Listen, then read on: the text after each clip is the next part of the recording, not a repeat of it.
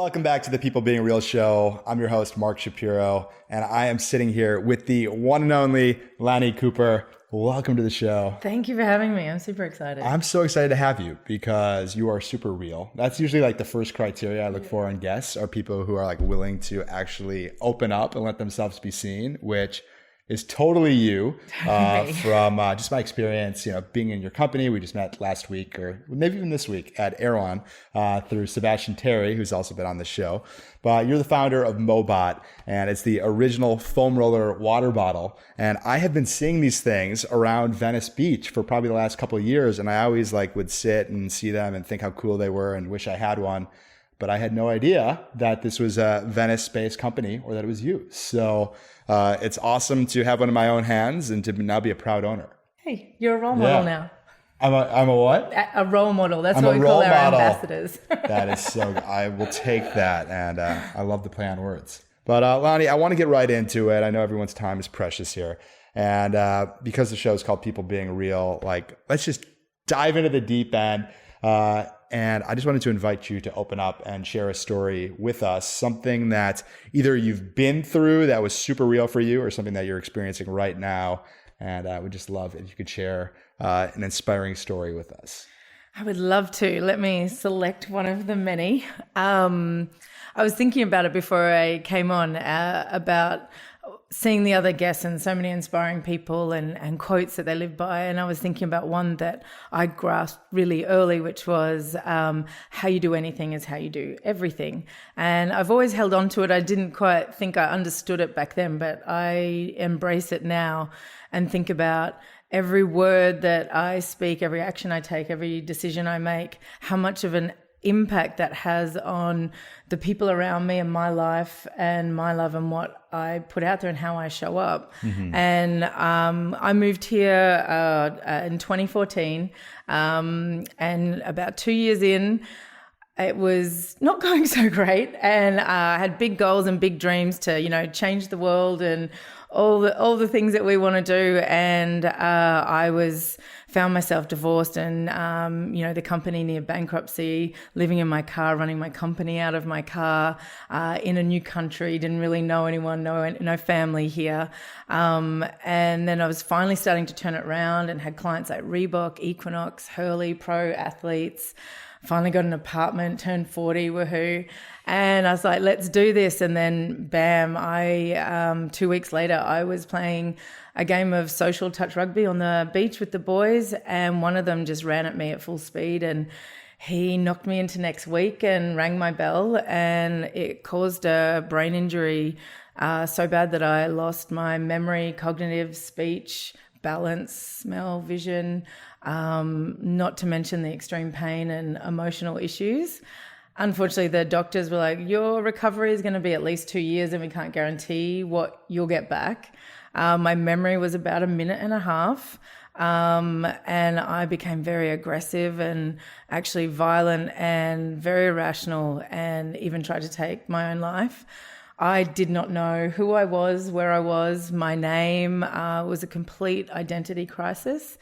Now looking back, you can go, okay, clean slate, rebuild yourself. But everything that we do and what we base ourselves off, from our sense of humor to what we wear, is based off a memory to, either attract something that we remember enjoying or to protect ourselves from something we don't really want in our life anymore. And I didn't have any of that. So I was here by myself with no health insurance. So my ex-husband, God love him, and my best friend from high school came over from Australia, and they were my full-time carers, and they were now running a business that was previously only in my brain, and my brain was gone.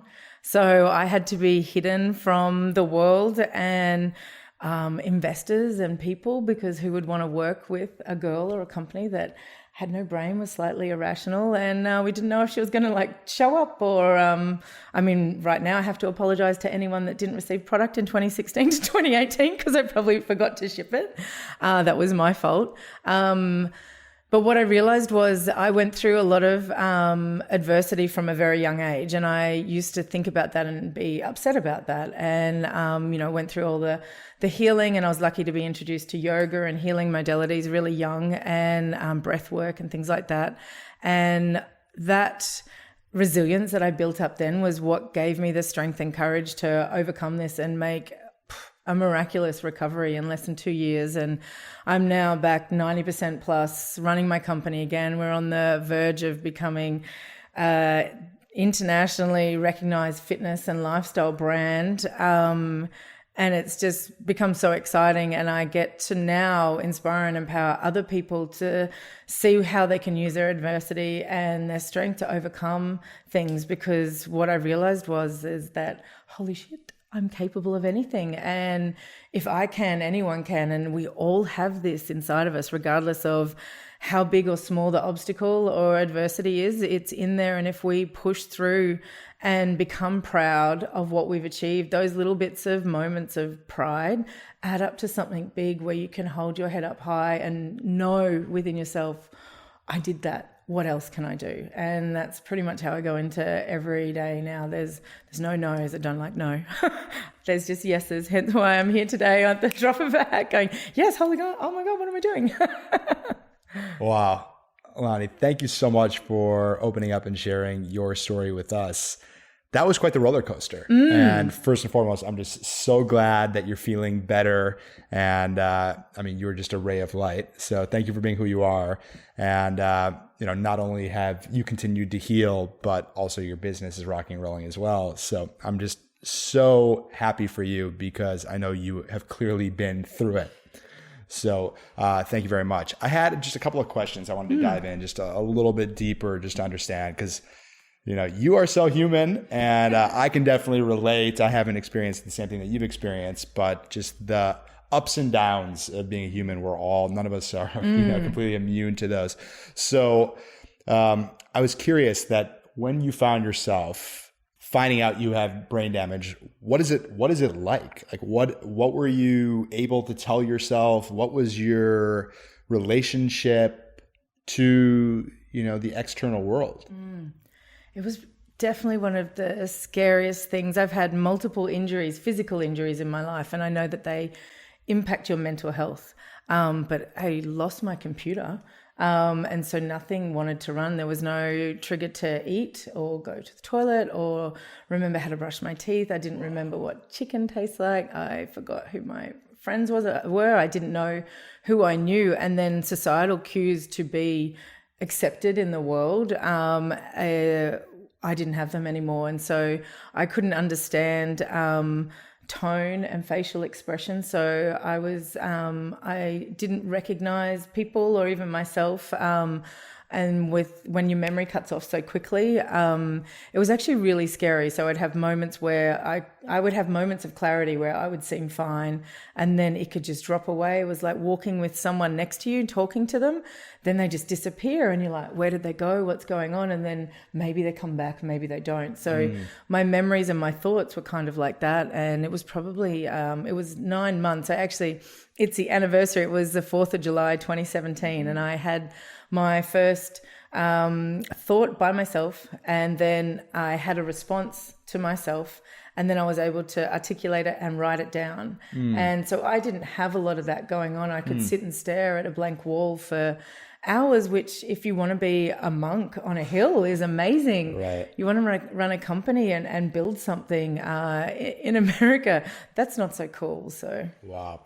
And through that, I'm like envisioning you, looking at a wall, just staring aimlessly at it. Was there a voice in your head? Was there a story that you were telling yourself at all throughout the process? There was nothing. Nothing. So there were definitely big moments of nothing.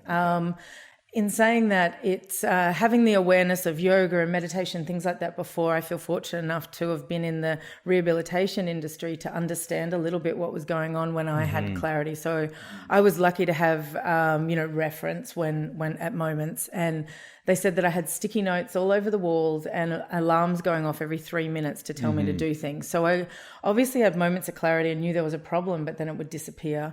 And I've even forgotten your question. The question was there a voice in your head? That voice. What's interesting is that I've always been an overthinker, doer, action taker, move forward. Let's keep going. Let's drive. So it was once I became one, which took quite a while, with the fact that there was nothing. There was an absolute bliss to it when I could recognize it and sit with it. Even though it was still scary because I knew I had to have vision and strategy and thoughts for my business. So I felt like I was failing on that side of things.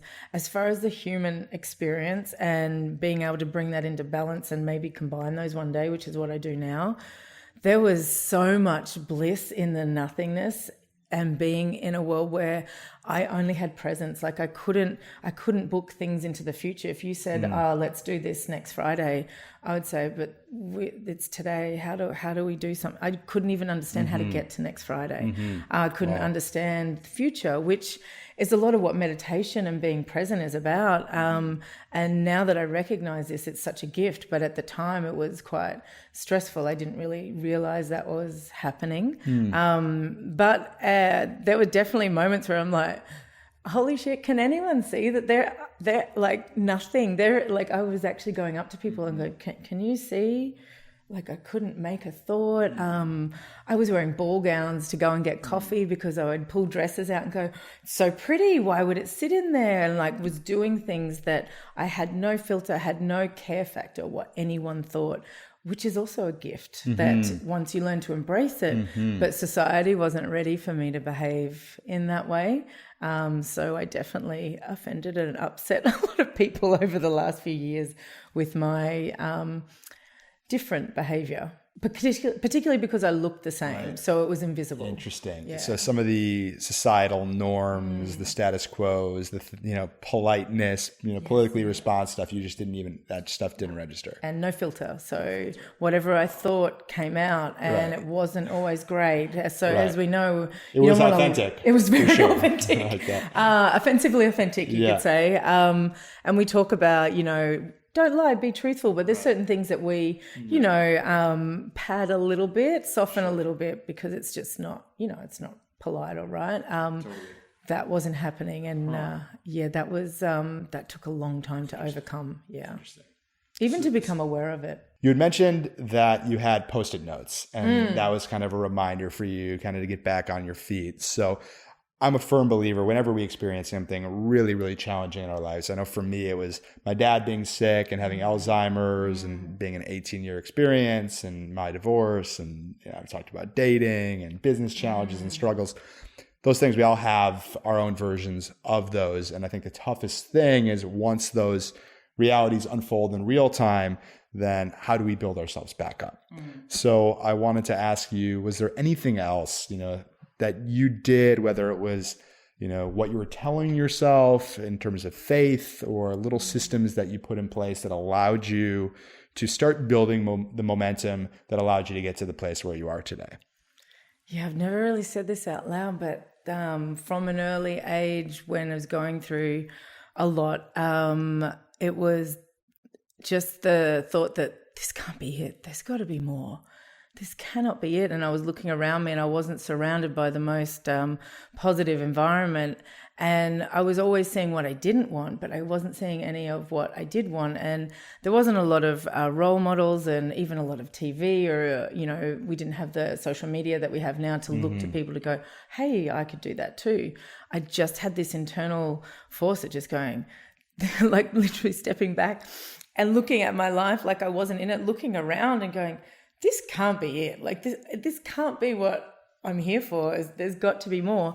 And I think those simple things really did help me when it got really low. And I've always had a strong belief in myself. I didn't always have a lot of self-confidence. So I was, bullied a lot as a kid and went through a lot of different things at school and at home and things like that. So I was a bit of an introvert, and then my family were quite extroverted, and they were all like, fun and funny and things like that, and playing sport and outgoing. And I would get then bullied for not doing that as well, and being a girl in Australia. So I know that I I started to embrace that. So that was actually my mask. And I would do that when I went out, and I would go home and I would just fall apart because it wasn't who I felt like I naturally was until it became who I was. So no one believes me now that I say, I'm an outgoing introvert. They're like, no, you're not. I'm like, I am. But I love people, and I love helping people, listening to people, and people and the planet are my passion, and seeing people suffer really affects me. And that's what got me into wellness and becoming a therapist, and even creating MOBOT was so that I could help more people just to feel good. And that is my passion for sure.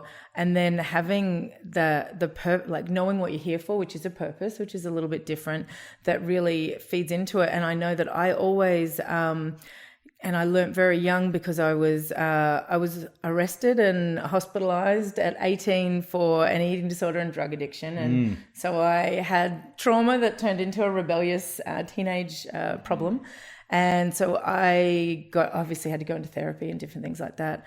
And I learnt very young to become more self-aware and get into, the questions of, asking myself if I was on track or off track, and trying to find peace with that. I will just, what was the question again? First of all, I love that. This happens a lot. I love that question though. Am I on track or off track? I think that's a great question that we can all ask ourselves. The question was about building momentum after a challenge. So this, but it sounds like a lot of faith. It sounds a lot about like your positive outlook, and that you were in touch with your purpose, and you just weren't willing to accept that as your permanent reality. Is what I heard you say. Thank you. This happens a little bit. So my team loved me. No, it actually happens on every episode of the show because I ask a lot of deep, abstract questions, and people's minds naturally wander. So this is totally normal. It was values. Yeah. Knowing your values, and then even rechecking them every year, and then changing them if you have to. That's what helped me be able to say no to things that, even though I may have needed it, but it wasn't the right thing for me, I could persevere longer to get to and through to where and who I knew I needed to become and what I wanted, because I knew I was holding true to my values and I stood strong to those. And I started that really young after, going to therapy, from being hospitalized. And that I look at that every year and go, okay, what are my values? What are my strong points? Where are my weak points? What do I want to work on? Okay, so like I think for this year or last year, it was like grace, poise, and because I really needed to have that as I was recovering from the injury. I take my top 3 and they live with me everywhere until I am that. And then I get new ones. So good. Thank you so much for sharing your wisdom and roadmap. I think that's incredibly valuable. Another thing that I read online is that you believe that feeling good is a human right. And you were alluding to it a little bit in your last share, but I'm wondering if you could substantiate on that. It's a fundamental right. And it's something that I used to ask clients when they were coming with an injury or an illness. Like, do you know you are designed to feel good? And good is okay. Good is good. Yeah. And they're like, what do you mean? Because they were in suffering. And we're always, aiming for this awesomeness or this great. And then sometimes on the other side, we end up becoming unbalanced, because from great, you can drop down to like really bad. And so we sort of yo-yo between the two, whereas good and fluctuating in and out of good is like a really happy balance, and where you can live life well. And feeling good is as simple as like remembering to take a deep breath when we're feeling stressed, making sure we're hydrated, making sure we move, connecting with other people, making sure we don't isolate ourselves. Those are all simple things that we really forget. I forget myself, and that's why I almost created this for me as a reminder to make sure that I'm doing all those things, because a real access to those and then having those in our lives are so simple, we forget, and they can make us feel so good. We don't have to we can aim for the big things, but it's the little steps of feeling good that will get us there, not just the big leap. Yeah. For sure. I know for me personally, I have high ambitions, and I think with high ambitions comes a little perfectionism or things that, like, sometimes I miss celebrating the little wins because I'm already eyeing the destination, and what happens then I don't accept what is in my life today, all the good and abundance that I have. I'm not as grateful as I could be for that. And I'm just fixated on the problem, which equates to more suffering. Mm-hmm. So I know you're a big, firm believer in just being grateful and being cognizant of when we're being a little hard on ourselves, to get a little bit easier on ourselves, to tap into the good feeling that's available. We are all inherently good. We just sometimes stumble or get caught up in these other things that condition us to believe that we're not, or we've done something. It doesn't make you a bad person. Maybe the choice of what you did then wasn't the best for everyone, but you can always come back from it. There's forgiveness is my second favorite F word. And it's something that it does have to be practiced and for ourselves. I know perfectionism for me was huge until I, relearning the language, like English language, everything. And I read it in the dictionary, and perfect means finished. And I was like, oh, I don't want to be finished. I don't want to be done. So, and that also helped me launch the company, because at some point, we, as perfectionists, we hold back and go, oh, it's not perfect yet. I can't launch, I can't release. But you've got to build that plane on the way down sometimes. And you've got to take the feedback that I still get feedback. Oh, it should have this, you should do that. And I know that, but I haven't got there yet. But you've got to just keep going with what you've got. There's nothing wrong with who you are now. And we're always evolving and changing. And I think that's what's fun. You got to make it fun, right? Yeah. So I wanted to get a little bit more of the backstory as to how MOBOT came to be, because you told a little bit of your story, health issues, drug issues, self-esteem issues. And that led you to becoming a yoga instructor and doing therapy. And how did that turn into a foam rolling water bottle? I've always had crazy ideas and wanted to create something, put something into the world. And I've had many businesses, so I've obviously had the entrepreneurial spirit. I'm not really a Monday to Friday, 9 to 5, tell me what to do kind of person. So I was like, I was always told, you're going to have to start your own business. So, who's going to have you work for them? I'm like, come on, I'm not that bad. So I was always looking to do that. I was actually working between Asia in Thailand and Australia, and I was working in rehabilitation centres, and that seems to be where a lot of the plastic ends up on the beach. So every morning I was doing my walk, I was picking up plastic water bottles. I was always using reusables. I was always carrying my rehabilitation tools, not just for me, but for my clients.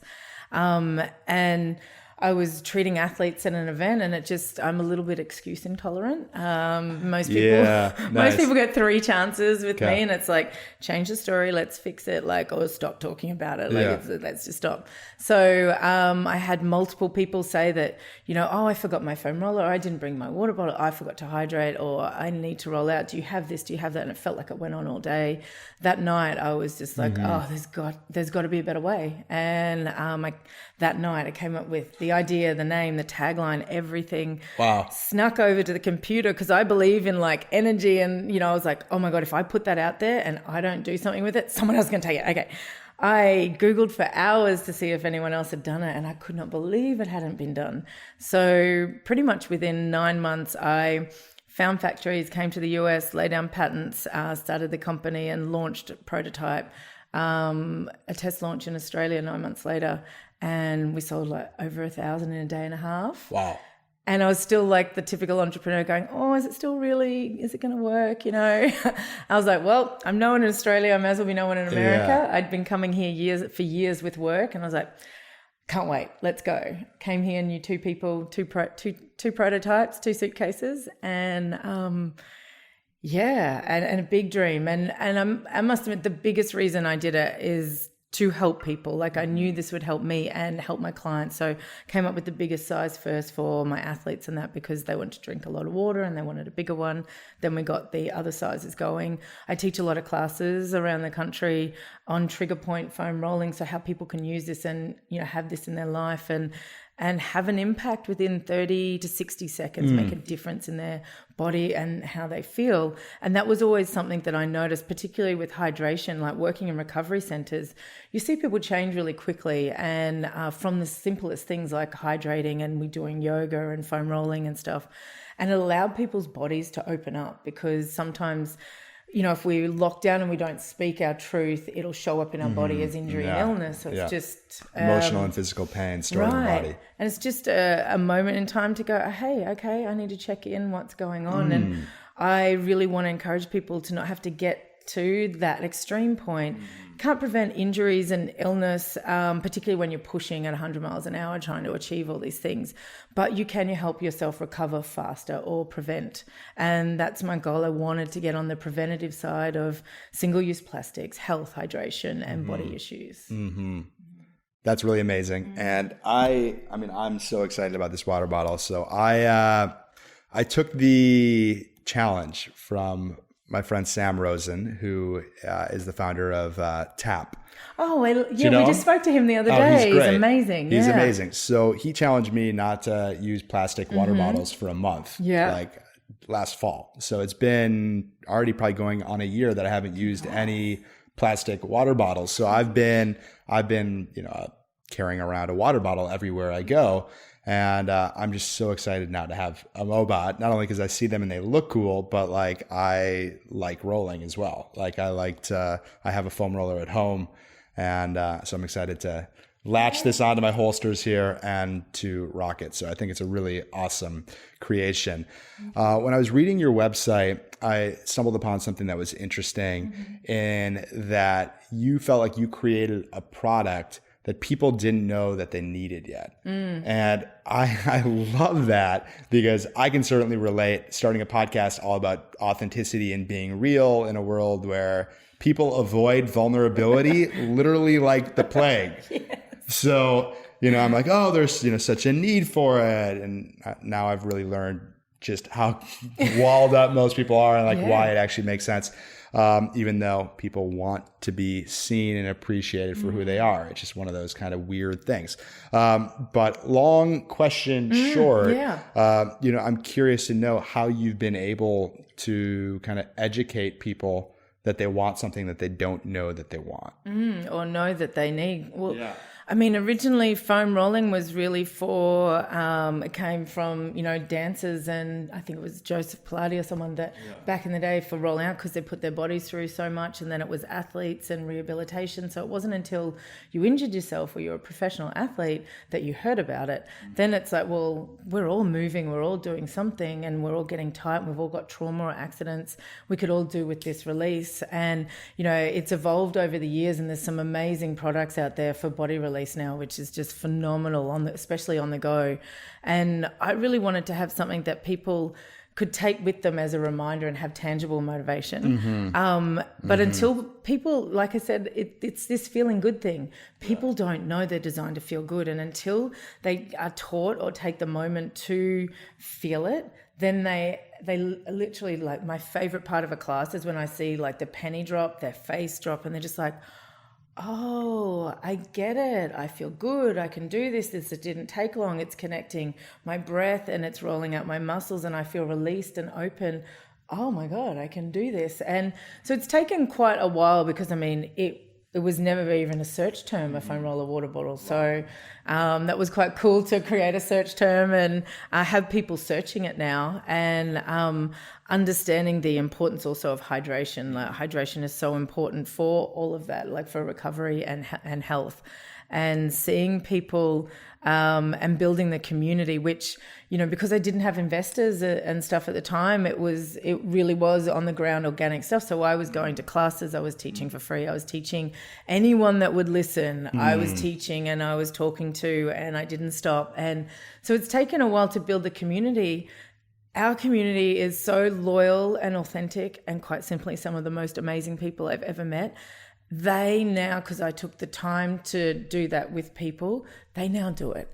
And it's so exciting to see so many of them out there teaching or sharing the message and getting other people to embrace recovery, not just as an indulgence, but an essential thing in your life. And I think there's a quote on the website where I say, MOBOT is for your body what meditation is for your mind, and a daily practice is essential. And it really is as simple as that. it took time, and I never would have imagined, and being impatient and trying to drive forward, that it would have taken that long, but I couldn't be happier with how it's going and who is involved. It really just, I do it for the people that they all inspire me so much. I used to do it for the product and getting it to them. Right. Now the people in my life and the community and my team, this could make me cry. I get so beyond inspired. They're just the people that come out of the woodwork. Yeah. Inspire me so much. I love that. I actually call that kindfluence. Yeah. Yeah. When it's not about the product, it's about serving people's needs. So I think it's Damn really it, I knew awesome. you'd make me cry. When I look at like starting a movement, and just thank you for sharing, your notes and stuff. So you were just willing to kind of put yourself out there and to talk about it for free, to educate, to put it in people's hands, and through the education, people are able to see the benefits, how it could serve them, and how it could serve their relationships, because it really is like a visual cue. Yeah. Like it's an easy conversation starter, because maybe people haven't seen one before. They look cool. They're so sturdy. They could be, a way for someone to massage somebody else. Right. So I think it's really cool, and it's a great lesson. I know we have a lot of people who listen to People Being Real who have an important message that needs to be shared. Maybe it's something that isn't the status quo or the norm today. So I think that is really amazing. I wanted to ask you a question. I don't know why I feel so called to ask this, but it's in regards to a short-term benefit versus a long-term benefit. Because oftentimes the things that are best for us, we don't necessarily see the immediate result. I mean, I think even when we look at a goal, it's a long-term thing. But even like taking care of our health, like if we're choosing between eating a salad and having a burger, maybe like a burger is more exciting in a moment than the salad, but the salad is going to help you, longer term for your life. So I'm just curious to hear your take on how you personally prioritize long-term health and wellness over short-term emotional needs and desires. It's definitely a journey to get there, because I know I never used to, hence being an anorexic. And so now I have a better, understanding and visual of what health is, and it's not just how you look, it's how you feel. So my definition has changed, and bringing in balance, but over the years, building out what I call a mental toolbox, and having little things that you can come and go from, that you learn what are yours, that work for you. And using those, because it is the long term journey. Like, as in, say it's over a week if I have a burger on Wednesday, but what's my whole week look like? Is this really going to derail me, or I go away on holidays and have a couple of drinks and enjoy myself? It's about balance. And sometimes, and I know for me, I had to go completely out of balance one way, then the other way to come back.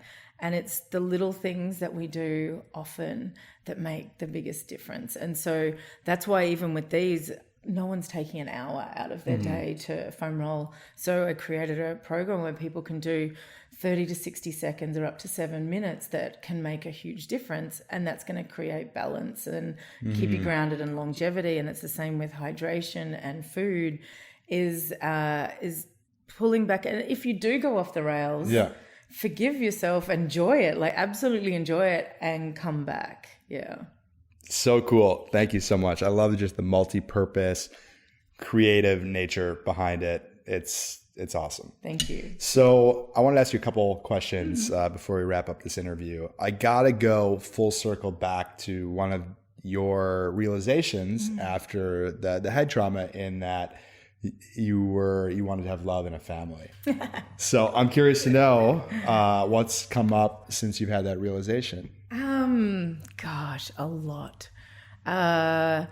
Just having it, and then because my best friend that was with me, that was from high school, and I've never seen her cry in my life, by the way. And when she saw me with the brain injury, she cried for the first time, and I was like, oh, it's bad, isn't it? Yeah. And then she said I would wake up in the middle of the night crying, going, oh my God, I want to have children. And she's like, who are you? And it's actually got me more in touch with who I am and what I want and how I want it. So sometimes when you have, well, most of the time when you have the trauma and you don't see the right role models, you tend to attract things that are going to teach you a lesson rather than be the thing that you want. So I've learned all the lessons, and it really was turning it around into a self-love of me reminding myself that I am loved and I am lovable, and no matter what comes or goes out of my life, whether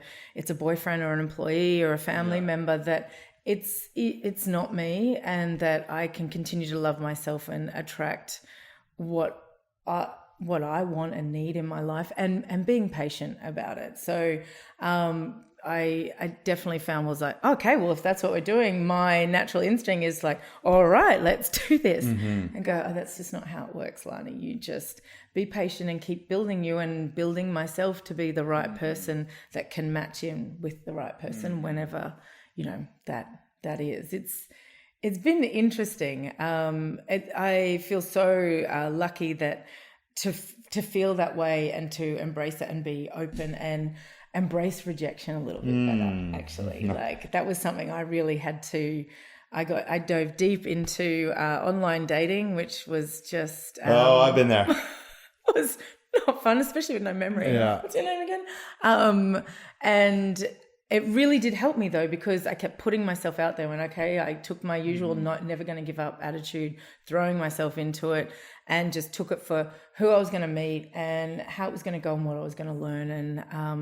And being a stand-up comic, some of it came in as good material, which became handy. But I just kept putting myself out there. And so it really has taught me to continue to do that. And I feel like the more that we can recover from rejection or heartbreak, the stronger we become. It just, it bounces off a little bit more. Not that you're arrogant about it. You're just like, okay, I know how to heal that quicker. Almost thank you next.